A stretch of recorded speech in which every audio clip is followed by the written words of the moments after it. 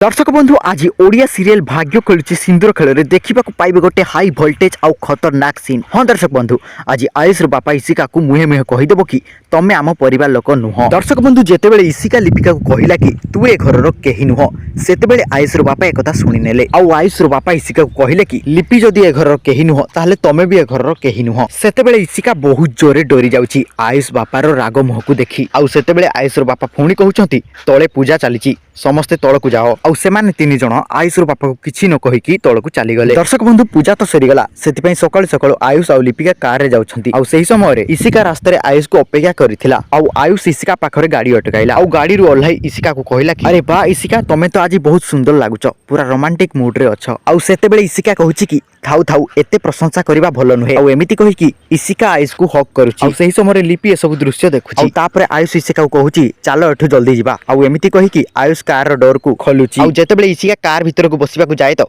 सेही समय देखे लिपि मध्य कार भितरे अछि। आउ इशिका लिपि को देखि बहुत जोरे रागी जाउची। आउ लिपि को कहूची कि तू एठी कोन करूचु। आउ सेतेबेले आयुष इशिका को कहूची कि घरु मु एका कार रे आसुथि। आउ लिपि को ताको घरे छाडी दे। बापा मते अटकाई कहले कि लिपि को नेकी भी जा। मु बाध्य होई लिपि को भी कार रे आनिली। आउ एपटे इशिका बहुत जोरे रागी की अछि। दर्शक बंधु आपण मानकु कोन लागुची इशिकार प्रेम जाल रे कोन आयुष फसी जिवो निश्चय कमेंट माध्यम रे जणैबे।